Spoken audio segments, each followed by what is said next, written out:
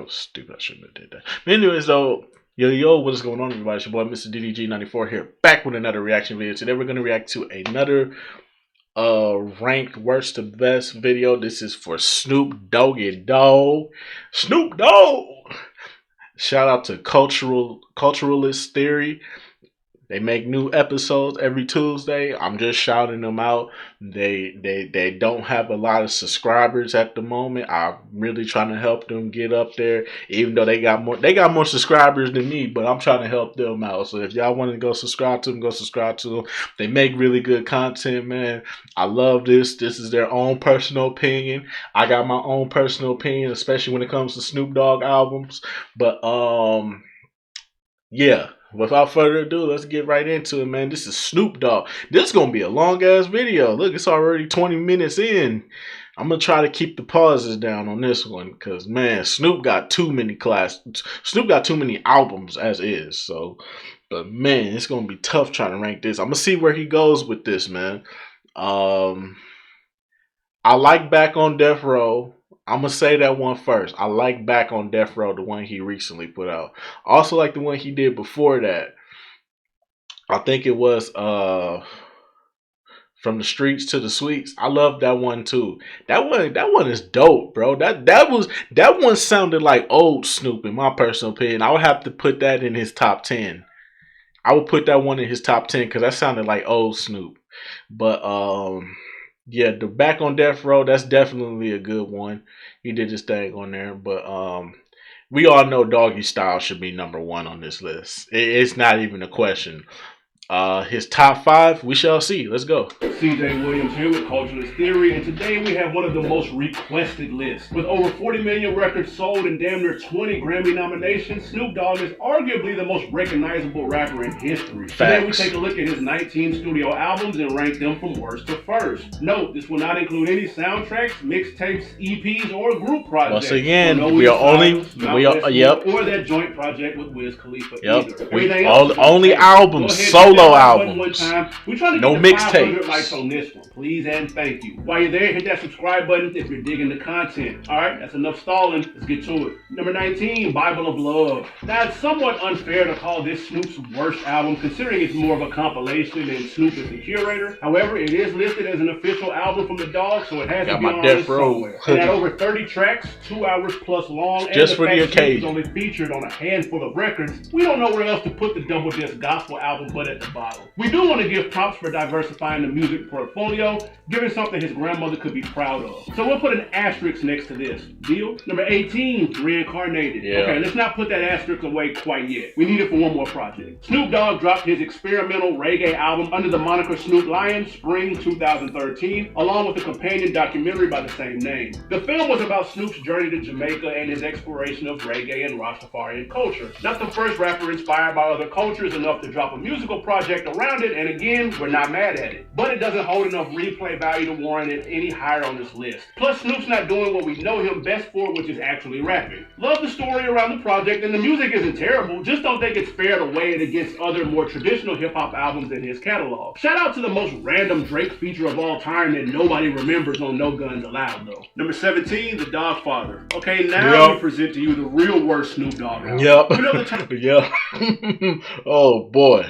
Oh, damn, I knocked my damn glasses off. Yep. Hey, Dogfather was not... but we got to look at it from this perspective, though. You got to think about it. The company's going under. Think about all the turmoil that was going on around this time when this album came out. Pac just died. Death Row is under turmoil right now. They're scrambling for fucking ideas because the star player is pretty much gone. Suge is getting into shit. And Snoop's pretty much done with this. He wants to walk away. Dr.Dre ain't there no more. So basically, you basically in a state of chaos. So I think they really rushed this album, bro. That's what I think personally. I think they rushed this album out after after Pac pretty much passed away. They had to do something real quick because, man, they put a lot of money into Pac. And with Pac gone, they know the money was going to dry up real quick. So they had to go on ahead, put this album out. And I think after this album came out, I think Snoop just walked away from it all. And I think they was trying to kill Snoop around this time too.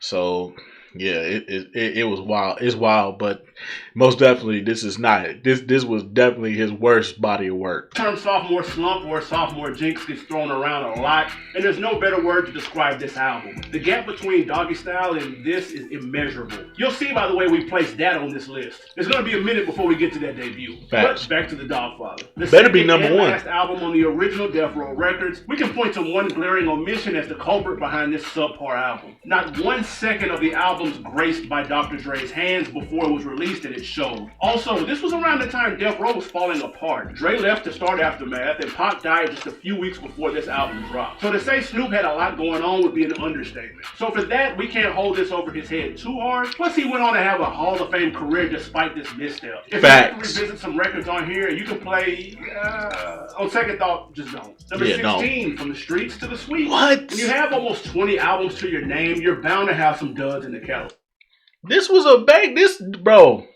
This sounded more like old Snoop than any album, bro. I stand by what I said. This is his personal opinion, though. But for me personally, this album is in his top 10. If y'all really listen to this album, bro, this is honestly some of his best work that sounds like old Snoop. I'm talking like Doggy Style, No Limit Snoop.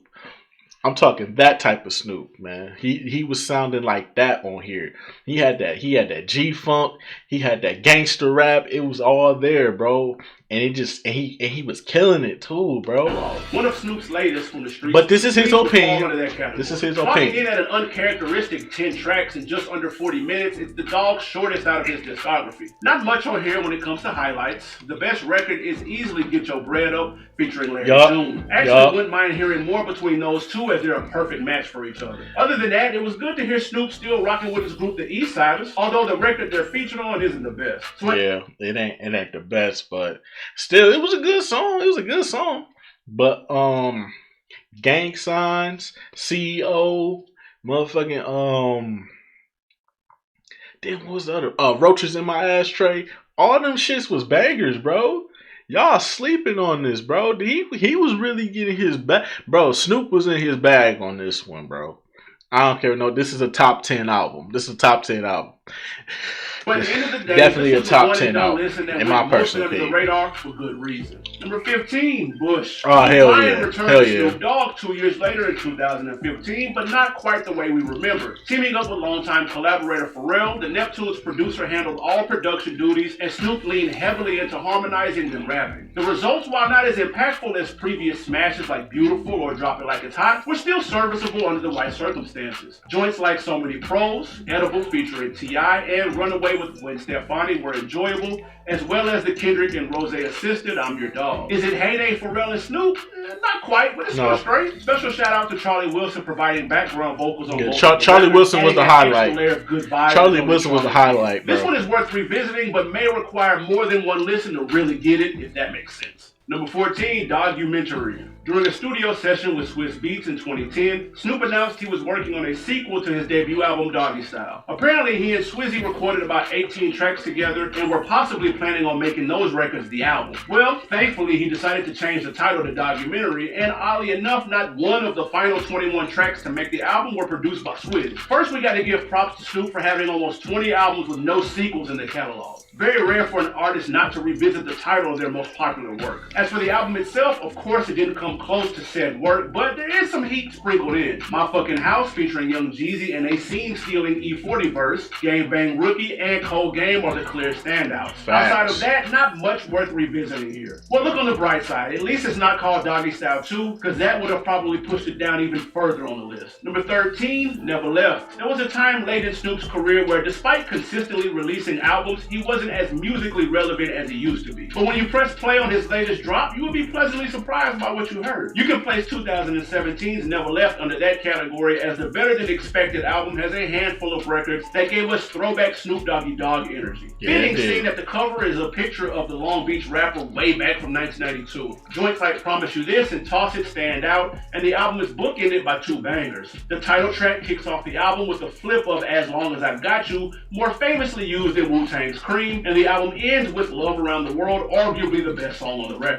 Also, there's the smooth 420 Blaze Up featuring Wiz Khalifa and Devin the Dudes, which works as well as it sounds and should satisfy the Mary Jane fans out there. Circle back on this one if it slipped through the cracks. Number 12, Game Is To Be Sold, Not Told. One of the biggest rap free agent pickups in history, Snoop leaving Death Row to join No Limit was a huge deal in the mid to late 90s. The move would eventually rejuvenate Snoop's career after sputtering out following the disappointing Dogfather album. However, the first of 3 projects on the tank would be the worst, as it suffers from a slight identity crisis. He tried his best to blend Snoop's style with his Beats by the Pound production, and it worked to varying degrees. Joints like $20 to My Name, Ain't Nothing Personal, and Game of Life were W's, while sequels like Gin and Juice 2 and Still a Thing don't hold a candle to the originals. He would make the executive decision to loosen the collar up and let the dog roam to his usual producers on the next project, as this was mostly panned by critics. It wasn't as bad as some proclaimed it to be, but also wasn't that great. Number 11, Kool-Aid. Returning back to his true rapping roots after taking a 2-album break with Reincarnated and Bush, Snoop called in favors from his producer friends to craft a very solid project in Kool-Aid. Legends behind the board like Swizz, Timbaland, Just Blaze, Rottweiler, and Jay Dilla contributed to the album, with the 4 Swizz records standing out. Other bangers include Super Crip and one of the stronger Wiz collabs in Kush Ups. So how does a stacked album like this still land in the bottom half, you ask? It's an excellent question. Partly due to the upper half of the catalog being that strong, and also the fact that the 20-song track list has its share of throwaways. Feel About Snoop, My Cars, and Affiliated or Skips, and a few joints could have benefited from being 2 16s instead of 3. Make those small tweaks and we would have had a top 10 Snoop album on our hands. Before we get to the top 10 records from the Snoop D.O. Double Jizzy, the LBC MC has appeared in a ton of movies during his storied music career. Some were better than others. But let us know, what's your favorite Snoop Dogg movie role? Okay, we know it's really only between 2, but let's keep it a stack. He was low-key funny in that Soul Plane as well. Alright, back to the list. Number 10, Paid the Cost to Be the Boss. The first album after his No Limit deal ended, the appropriately titled Paid the Cost to Be the Boss would mark another new beginning of sorts for the dog. Finally out from under the shadow of a CEO figure like Suge or Master P, it was Snoop who was able to call his shots this time. Linking up with the Neptunes for the first time on the singles From the Church to the Palace and Beautiful, this will mark a long-standing relationship between Pharrell and Snoop. The latter being one of the biggest records of the year, being nominated for 3 Grammys, winning 1 for Producer of the Year non-classical. And who could ever forget the now legendary video filmed in Brazil? B-sides on the album that went were I Believe in You, Ballin', and the DJ Premier produced The One and Only. The album is also notable for containing the Suge Knight diss record Pimp Slap. On the song, Suge is called out by name several times, dissing Death Row and alleging he underpaid Snoop during his time on the label. Thankfully, Snoop and Suge would bury the hatchet and a song will come out of that as well. More on that later. But before we leave this album, we can't help but call out the song Lollipop, as it's quite possibly the worst Jay-Z feature we've heard. Actually, we can't tell if it's Hove or the song itself that's so disappointing. Either way, that song is a complete miss and is easily the worst of the Jay-Z. I don't remember that song. Number 9, Back on Death Row. I just talked about that. I said, hey. I just said this. I just said Back on Death Row. That was, hey, he was in his bag on that one too, man. After his last release on the label, Snoop Dogg dropped his 19th studio LP, not only on Death Row Records as an artist, but as owner as well. Snoop acquired the rights to the label in 2022 and dropped Back on Death Row to celebrate. And just now put all the songs back on streaming. But I understand the play though. I was upset at first because I was like, man, I need my Dre. I need my Doggy Style. I need my Dog Pound. I need my Lady of Rage. I need that shit. But the good thing though is he didn't touch the Tupac catalog. But then again, Tupac Estate owns that catalog, so there's nothing Death Row can even do with that. So thankfully he didn't touch the Tupac. And if he had touched the Tupac, then it would have been pitchforks. We don't play about the Pac now.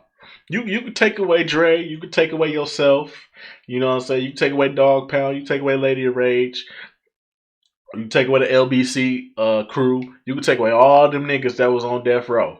But if you touch Pac, We was gonna have to cut you. We was gonna have to cut you, bro.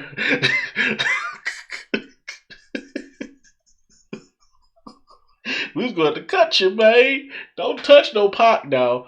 At least leave Pac alone. At least they left Pac alone. But man, everything back on Death Row. But I understood the play though. I understood the play completely.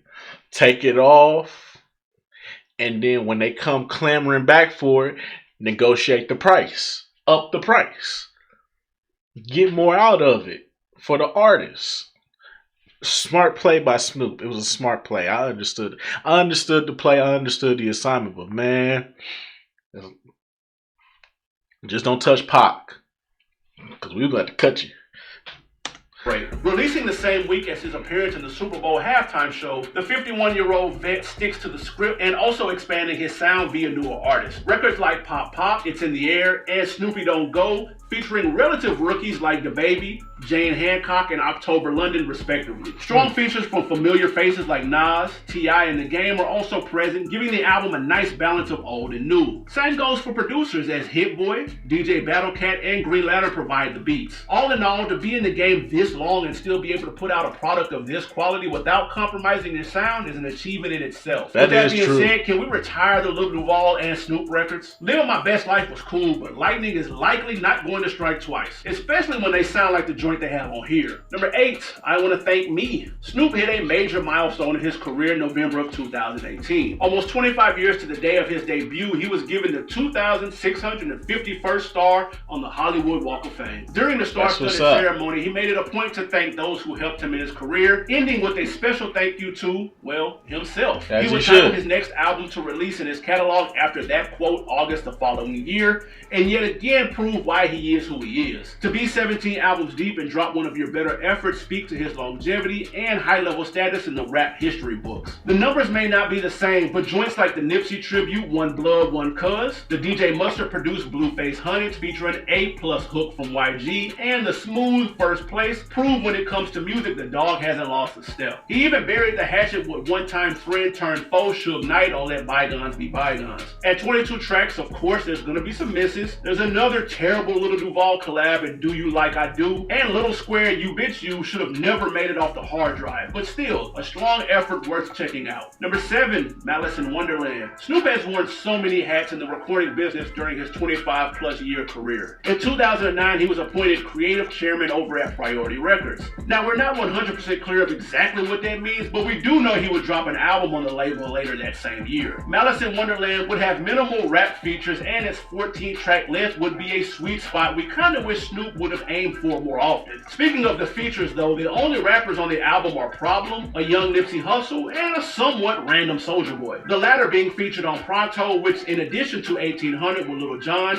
can date the album as that sound has come and gone in hip-hop since its release. They were still enjoyable records at the time. Standout record would come in the joint Secrets featuring frequent hook killer Cocaine. Seriously, he and Snoop have some bangers in the stash, and this is one of the best. Snoop would reissue the album in 2010 under the name More Malice, with a few new tracks and some remixes. Gems on there with the Jay-Z featured I Wanna Rock remix, Bun B on the Pronto remix, and the Kid Cudi assisted d.r.e. Add those to the original and would have made a case for a possible top 5 slot. Number 6, The Blue Carpet Treatment. Taking it back to his gangster roots after releasing more commercial records the year prior. Snoop ditched the pop sound, and for the most part on Blue Carpet Treatment it worked. There's a ton of records on here like Botto featuring Be Real, Game Bangin' 101 with The Game, and 10 Little Crips. There's still a few radio-friendly records, just not as many, like That's That Shit with R. Kelly, and I Wanna Love You with Akon. Both I were wanna dope. love He links back you. up with Dr. Dre for 2 records. You already know I wanna The album is love also you. notable for being the last Snoop album to feature Nate Dogg while he was alive. The album was preceded by a mixtape by the same name that featured a few new joints. One to check for was the Jeezy and Nate Dogg assisted banger Wannabes. Funny story about this album cover too. Did you know the original album cover featured the signature cartoon-style Snoop on a bandana print blue carpet kneeling in front of his own Hollywood star? That's crazy, right? How's that for manifestation? Number 5, No Limit Top Dog. Oh, hold on there now, brother. Hold on, brother. My personal opinion, this is the top 3. This ain't no top 5.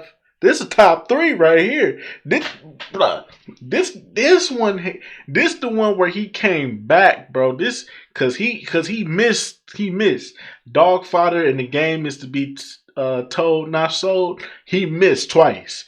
He shot, he bricked it, he airballed dog fodder. Dog fodder was a fucking airball, but the game is to be sold not told. He bricked that one. But then when we talking about shit, so we talking about this one though. He hit this one out the motherfucking park. We talking about Snooper fella. Ain't this the this the one that had fuck them other niggas cause I'm down for my niggas. What? Fuck them other niggas cause I'm down for my niggas. Fuck them other niggas cause I ride for my niggas. I die for my niggas. Man, fuck them other niggas. Nigga, this the one, and this the one that had the best song on here, hands down. The best song on here, hands down. It ain't even a fucking debate, nigga. The best song on this fucking album is When I Get Some Pussy, You Gon' Tell on Me. When I get this pussy, you gon' tell on me. When I get this pussy, you can't tell on me. It ain't no fun if the homies can't have none. Nigga, that was the best song on this album, bro. They knocked it out. Hey, he knocked it out the park with this one, but bruh, you tripping. I can't put this top 5, bro. This is top 3, bro. This is in his top 3. He was in his bag on this one, nigga. This one had them bangers on here, bro. You mean to tell me that an album with fuck them other niggas cause I'm down for my niggas. Fuck them other niggas cause I'm down for my niggas. You mean to tell me an album that had this song on here is not a top 3 album? It's his personal opinion. He's entitled to that. But my nigga, this is a top 3 album. I don't care. Put it to earlier, this was Snoop's second project on the Tank, and there was a noticeable difference in tripping. compared to the first. For starters, the album cover wasn't the usual bling. And it had this song on here. It had Lay Low on here. West Coast, and Snoop took his time crafting this. Reportedly, the game was to be sold. Oh, is this Bitch Please? 3 weeks versus 7 No, that was Bitch Please. My bad. I see Snoop reunited. I think Lay Low was on here too, wasn't it? The Good Doctor would lay Snoop with bangers Buck 'Em, Bitch Please, and Just Dippin'. Other contributors would be Meech Wells, DJ Quick, and yeah, because this had Bitch Please. I'm confusing too, my bad. The only 2 No Limit-esque beats in the form of Ghetto Symphony and Down For My Ends. Both were the only joints to feature No Limit Soldiers as well. The latter would become popularized after it was re-released on C Murder's Trapped in Crime album the following year. Shout out to our No Limit fans out there. We have Tank-specific lists on the channel for you to check out when this is over. We're going to look at them too. We definitely going to look at some No Limit. We definitely going to look at, hey, I told you, Midwest niggas, we love the South and we love the West Coast. That's what we Midwest niggas was on. We couldn't relate to them East Coast niggas because they was talking about living up in 10-story projects. We don't do that shit. We live in houses, bro. If anything, we live in duplexes, townhomes. You know what I'm saying? But we still have front yards and backyards and shit where we can go outside and play. Like y'all niggas talking about walking down the street to the fucking bodega. What the fuck is a bodega, my nigga? We call that shit the corner store, my nigga. The gas station, the corner store. The fuck, nigga, we don't do all that shit. It's different, bro. We just related to the South and the West more, bro. It's no offense to you East Coast niggas. It's no offense. But I think I speak for all Midwest niggas when I say West Coast and down South is heavily respected over here. And most definitely we gonna watch that No Limit video. Definitely gotta watch No Limit, bro. Way more in favor of this than the prior. Number 4, ego tripping. Yep. An underrated facet of Snoop's skill set is his ability to adapt to different types of not only hip-hop, but genres of music, period. No further proof is needed than his 9th album, Ego Trippin'. Originally meant to be completely solo with no features, thus the name of the album, Snoop would invite some of his friends, Charlie Wilson, Too Short, Pharrell, and even Willie Nelson along for the ride. You get almost every version. This the one that has sexual seduction. So, Dirty South Snoop on Ride so My we Chevy, can get a kickback vibes on sexual Life of the Party, and seduction. up-tempo auto-tune sounds on Sexual Eruption. The diverse styles are supported by the strong production from A-listers like the Neptunes, Teddy Riley, DJ This is actually a good one. He actually was in his bag on this one too. Had assistance with the pen from fellow West Coast MC Problem. Hey, no judgment here. We're with whatever gets the job done. Had Snoop trimmed the album down ever so slightly, and we would have had a fight on our hands for a top 3 spot. Number 3, Rhythm and Gangsta, the masterpiece. Parlaying the success of their Billboard hit Beautiful into a partnership, Snoop and the Neptunes would sign a 1-album deal and release R&G under the production duo Star Trek record label. The results would be a nice balance of, well, Rhythm and Gangsta. The former handled mostly by the Neptunes, as Pharrell and Chad contribute a handful of joints, including 3 of the 4 singles signed with Justin Timberlake, Let's Get Blown, and arguably Snoop's biggest record, Drop It Like It's Hot. The simple yet catchy banger would propel Snoop's already high profile into the stratosphere. And who recalls the remix featuring Jay-Z where he took shots at a former friend and collaborator? Take it like a man to flow, man, you stage. Wasting your time trying to sue us, stop. Tell your lawyer, take that civil case and drop it like it's hot. Leave a comment if you remember who that was for. Other records worth rewinding were The Business, Oh No with 50 Cent, and Bang Out. With the Neptunes executive producing, one would think they dominate the sound of the album, but they let Snoop live. He glides over diverse production from The Alchemist, Sha Money XL, Lil Jon, and LT Hutton. The results will be a top 3 album from a legend in the game. Nice job, for real. Number 2, The Last Meal. Snoop's final album on No Limit can't even lie. For his career. I can't even lie. I can't even lie. It's number 2. It's a tie between number 2. Realistically though, it's a tie between Top Dog in this album. Top Dog in this album, they were in the runnings for number 2, and I would definitely give it to Top Dog. I would definitely give it to this album. I would prefer Top Dog because they have more bangers on there, but Last Meal is definitely a top 2 album in his catalog. But we all know who number 1 should always be and forever will be. Not only was it the last project under the tank, it was also the last record partially owned by Death Row Records and the first on his own newly founded label, Doggy Style. The smell of freedom clearly motivated Snoop because he delivered the best material since his debut. Probably the least sounding No Limit album ever. There's only 1 song produced by Beats by the Pound. The rest will be filled by familiar names like Scott Storch, Timbaland, and Dr. Dre. There's really too much heat on here as joints like Set It Off, Snoop Dogg, and Lay Low have become fan favorites. And what about the chemistry between the Dogg and Cocaine on this project? The crooner is featured on 7 records, and we wouldn't have been mad if he was on 7 more. He laces tracks like Stacey Adams, Wrong Idea, and the final song, Y'all Don't Miss Me. The album is stacked with quality records and is a very worthy number 2 album. I was in love at times. I was in love at times. Number 1, Doggy Style. Introduced to the world as Snoop Doggy Dogg on the Dr. Dre single. This gotta be number 1. If you say that Snoop, I wish a nigga would say Doggy Style is not his best album. Doggy Style is hands down Snoop's best album. It is it's levels to this shit, bro. Doggy Style is the creme de la creme of Snoop Dogg's catalog. There's nothing better in his catalog that could ever top Doggy Style. Mainly because of Dr. Dre's production, bro. Dr. Dre's production on this album, along with Daz. Chef's kiss, bro. This is top tier, bro. This is 5 out of 5 stars. I'm still surprised this album never went diamond, though. This is his best body of work, but it never went diamond. I think it's like 7 or 8 times platinum. But Doggy Style is hands down Snoop's best body of work, hands down, bar none, nigga. You mean to tell me that you can't sit up here and tell me that any album that has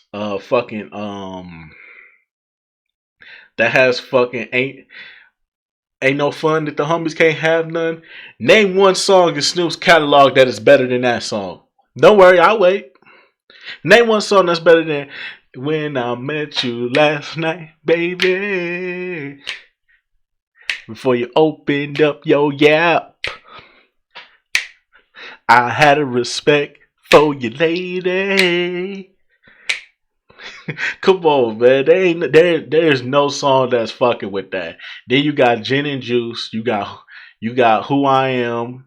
Like, bro, there's no what? What are we talking about, bro? Doggy Style is hands down number one. Deep cover. Then again, after being prominently featured on the Chronic album, anticipation for his debut solo album was on 10. Well, on November 23rd, so much drama in the LBC. It's kind of hard being Snoop D.O.G. But somehow, some way, keep coming up with funky ass shit like every single day. Man, I kick a little something for the G's and make it a little weird as I breeze through 2 in the morning and the man, come on, man.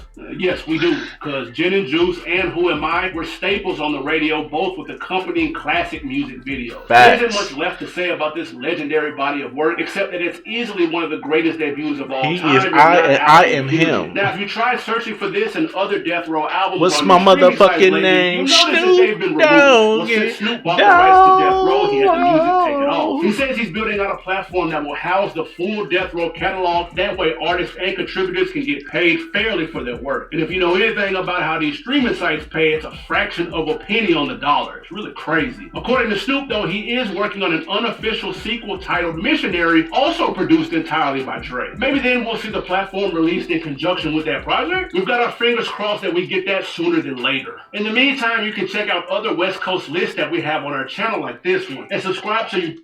But hey, man, for real though, if you really, bro, Doggy Style is the best one, hands down. I don't even think that's up for fucking debate. But anyways, though, we're just gonna leave it right there for right now. Tell me what y'all think down below in the comment section. Do you think that? How would you rank this? I would definitely put Streets to the Sweets in the top 10. No Limit Top Dog definitely is a top 3 album. Too many fucking bangers on there. That's a top 3 album. Last Meal should definitely get second place, but Doggy Style is the creme de la creme of Snoop's catalog. But let me know what y'all think down below in the comment section below. I'll get back to you till then. Peace out.